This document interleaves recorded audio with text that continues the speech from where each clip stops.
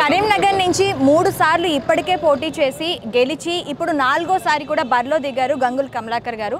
మరి ఈసారి కూడాను నేనే విజయం సాధిస్తాను అంటున్నారు. కరీంనగర్కి నేను చాలా చేశాను, కరీంనగర్ అభివృద్ధి మళ్ళీ నన్ను గెలిపిస్తుందని చెప్పి అంటున్నారు. అసలు కరీంనగర్లో ఎలాంటి డెవలప్మెంట్స్ అయ్యాయి, ఇంకా ఎలాంటి డెవలప్మెంట్స్ పెండింగ్లో ఉన్నాయి, ఏ డెవలప్మెంట్స్తో ఇంకా ముందుకు వెళ్ళబోతున్నారు డీటెయిల్గా తెలుసుకుందాం. మీరు ప్రతిష్టాత్మకంగా తీసుకొచ్చిన మానేరు ఫ్రంట్ వ్యూ పార్క్ ఎప్పట్లోగా పూర్తవుతుంది, అసలు ఎందుకు ఐడియా వచ్చింది సార్ మీకు? తెలంగాణ రాకముందు మన మానేరు రిజర్వేర్ కానీ మానేరు పరివాహ ప్రాంతాన్ని కూడా చాలా అస్తవ్యస్తంగా కనబడేది. తెలంగాణ రాష్ట్రం వచ్చినాక దాన్ని ఒక సుందరీకరణ చేయాలి, ప్రజలకు ఆహ్లాదకరమైన వాతావరణం అందివ్వాలని చెప్పేసి ఒక గొప్ప ప్రాజెక్టు మానేరు రివర్ ఫ్రంట్ అనే కార్యక్రమం తీసుకున్నాము. అది ఇంటర్నేషనల్ స్టాండర్డ్ ఇద్దామని ఇది సౌత్ కొరియాలో ఉన్న యోసో నగరం చూసి దాన్ని ఇక్కడ స్టార్ట్ చేయడం జరిగింది. చాలా గొప్ప ప్రాజెక్టు. మానేరు రివర్ ఫ్రంట్తో పాటు కేబుల్ బ్రిడ్జ్ స్టార్ట్ చేయడము. కేబుల్ బ్రిడ్జ్ ఆల్మోస్ట్ కంప్లీట్ అయిపోయింది, ఇంకో 10% కంప్లీట్ కావాల్సింది. Maneru river front exactly 1 year లోపల టోటల్ కంప్లీట్ చేస్తాం. ఆ మానేరు రివర్ ఫ్రంట్ ఒక హైదరాబాద్ తెలంగాణ కాదు, భారతదేశం కాదు, ఇంటర్నేషనల్లో స్టాండర్డ్గా దాన్ని నిర్మిస్తున్నాం. చాలా గొప్ప ప్రాజెక్ట్ అది. ఒకసారి మానేరు రివర్ ఫ్రంట్ కంప్లీట్ అయిపోతే ఇంటర్నేషనల్ పర్యాటకులకు ఆకర్షిస్తుంది. చాలా గొప్ప ప్రాజెక్టు. సుమారు 850 కోట్లతో మేము స్టార్ట్ చేసాము. 1.5 yearలో కంప్లీట్ చేస్తాము. దాని యొక్క ఫౌంటైన్ ఈ దేశంలో ఎక్కడ లేదు, ఆల్మోస్ట్ ఆల్ సౌత్ ఏషియాలో ఎక్కడ లేదు. ఆ ఫౌంటైన్ అనేది ఫస్ట్ సౌత్ కొరియాలో ఉన్నది, 2 చైనాలో ఉన్నది, 3 కరీంనగర్లో స్టార్ట్ చేస్తాం. సో ఇవన్నీ కూడా ప్రజలకు ఆహ్లాదకరమైన వాతావరణం ఇవ్వాలని చెప్పి ఈరోజు మానేరు రివర్ ఫ్రంట్ చేయడం జరుగుతుంది. దాంతోపాటు ఒక 3 months తర్వాతనే వాటర్ దాన్ని ఆపేస్తాం. ఆ వాటర్లో బోటింగ్ వ్యవస్థ తీసుకొస్తాము. ఆ బోటింగ్ కూడా చాలా అద్భుతంగా దుబాయ్ నుంచి చెప్పిస్తున్నాం బోటింగ్. సో పర్యాటకులందరూ కూడా స్థానిక నాయకులు, స్థానిక ప్రజలే కాదు, ఇంటర్నేషనల్ పర్యాటకులు వస్తే వాళ్ళకి అకామిడేషన్ తాజ్ గ్రూప్ తోడంగా అకామిడేషన్ చేయగలుగుతుంది.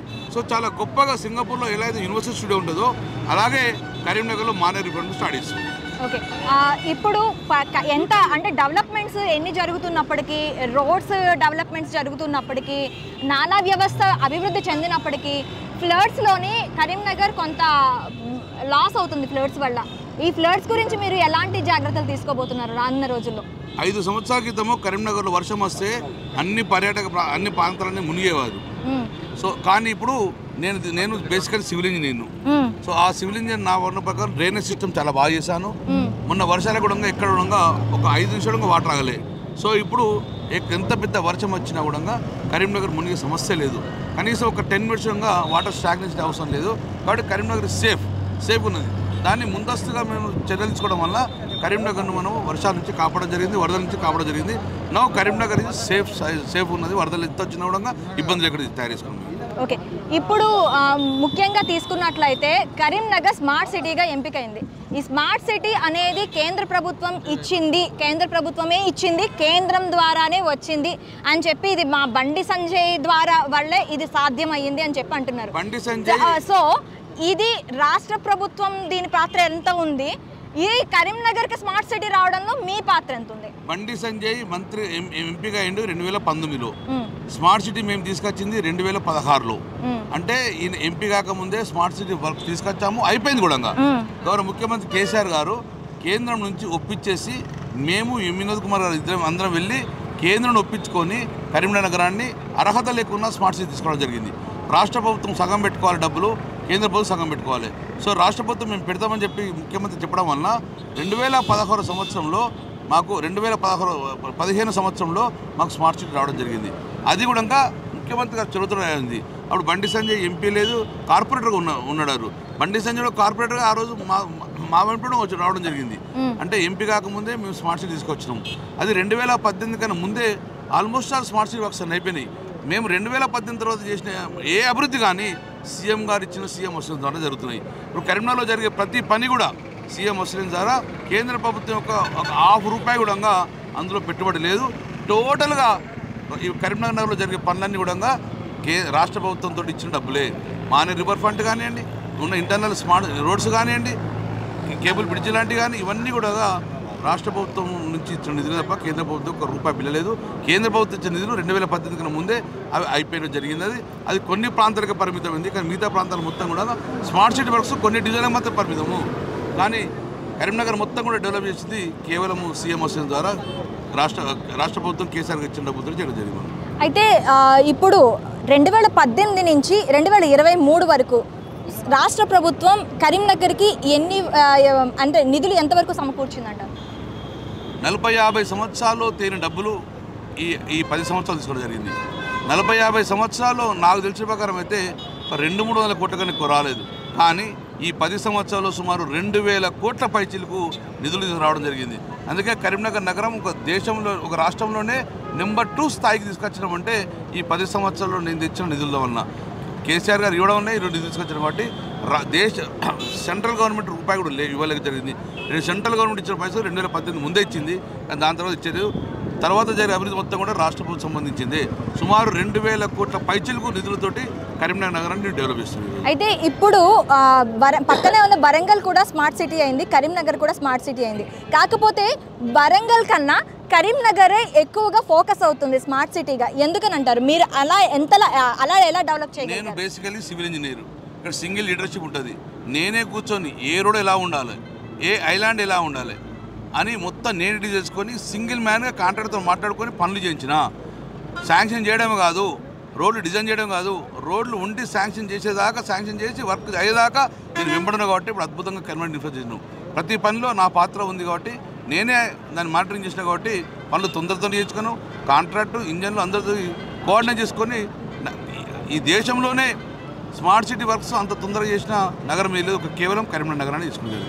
అయితే ఇప్పుడు బండి సంజయ్ మీతోని 2 సార్లు ఎమ్మెల్యేగా పోటీ చేశారు. మీతో ఉన్న వ్యక్తే, బూత్ లెవెల్ నుంచి వచ్చిన వ్యక్తే 2 సార్లు ఎమ్మెల్యేగా చేశారు. మొన్న లాస్ట్ టైం ఎంపీగా గెలిచారు. మీతో ఎమ్మెల్యేగా ఓడిపోయిన తర్వాత ఎంపీగా గెలిచారు.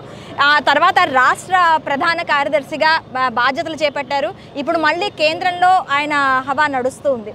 సో ఇప్పుడు ఈ ఎలక్షన్లో మీకు మళ్ళీ పోటీగా నిలుస్తున్న బండి సంజయ్ ఎంతవరకు మీకు పోటీ అనుకుంటున్నారు? 2014లో ఎలా పోటీచ్చాడో, 2018లో ఎలా పోటీచ్చాడో, 2023లో అదే పోటీస్తాడు. అంతకని ఏం చేయలేదు. కానీ అంతిమంగా మాత్రం ఈరోజు కేసీఆర్ గారి బీఆర్ఎస్ పార్టీ గెలుస్తుంది. మళ్ళీ బండి సంజయ్ ఓటమి తప్పదది. హ్యాట్రిక్ ఓటమిగా దిశలో బండి సంజయ్ ఉన్నాడు. ఎందుకంటే రాష్ట్ర ప్రభుత్వం తెలుసు డెవలప్మెంట్ చేసేవాళ్ళు ఎవరు. బండి సంజయ్ ఎంపీ చేసిన వచ్చి కరీంనగర్ నగరానికి ₹1 కూడా తీసుకురాలేదు. కాబట్టి అభివృద్ధి కుంటుపడుతుంది. రాష్ట్ర ప్రభుత్వం కేసీఆర్ గారు గవర్నమెంట్ మళ్ళీ ఫామ్ అవుతుంది. సో ఈ రాష్ట్ర ప్రభుత్వం ఏది ఉంటే దానికి అనుబంధంగా ఎమ్మెల్యే కల్పిస్తే అభివృద్ధి కొనసాగుతుంది. కానీ ఇప్పుడు రాష్ట్ర ప్రభుత్వంలో బీజేపీ సంబంధించిన దాంట్లో రాష్ట్రంలో 1-2 సీట్ల కన్నా ఎక్కువ లేదు.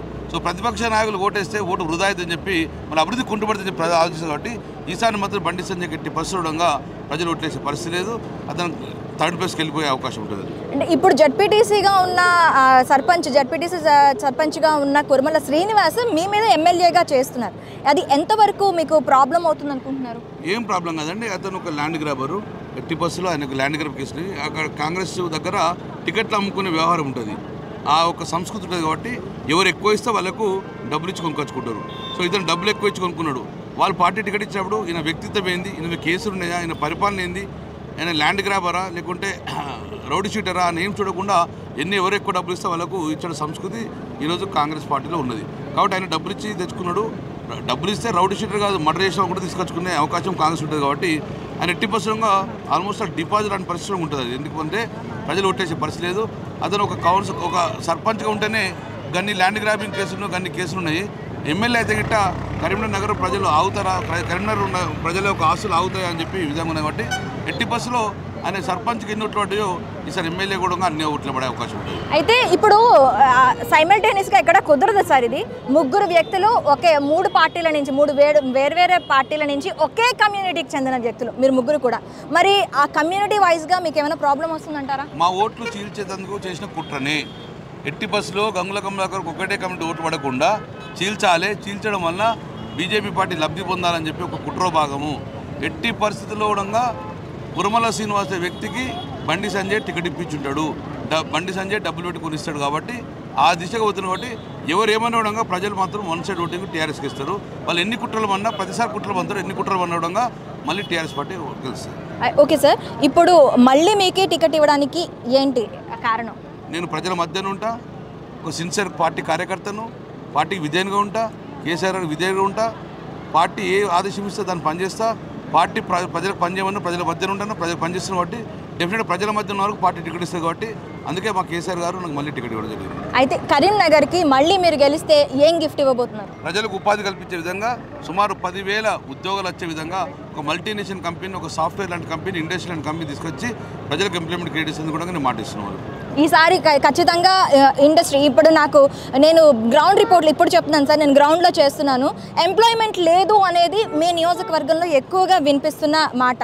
అభివృద్ధి అయితే ఉంది, మాకు ఎంప్లాయ్మెంట్ ఎక్కడ? ఈసారి వేస్తే ఖచ్చితంగా ఎంప్లాయ్మెంట్ ఉంటుందా? డెఫినెట్గా ప్రభుత్వ ఉద్యోగాలు అందరూ రావు, కానీ ప్రభుత్వ ఉద్యోగులతో పాటు ప్రైవేట్ ఉద్యోగాలు వచ్చే విధంగా ఇక్కడ ఎంప్లాయ్మెంట్ క్రియేట్ ఇస్తాము. మల్టీనేషనల్ కంపెనీస్కి వచ్చి ఒక సాఫ్ట్వేర్ లాంటి కంపెనీ కానీ ఒక ఇండస్ట్రీ తీసుకొచ్చి 10,000 మందికి తెలంగాణ బిడ్డలు, కర్ణాటక బిడ్డలకు ఉపాధి వచ్చే విధంగా ఇండస్ట్రీ తీసుకొస్తానని చెప్పి నేను ప్రజలకు వాగ్దానం మాటిస్తున్నాను.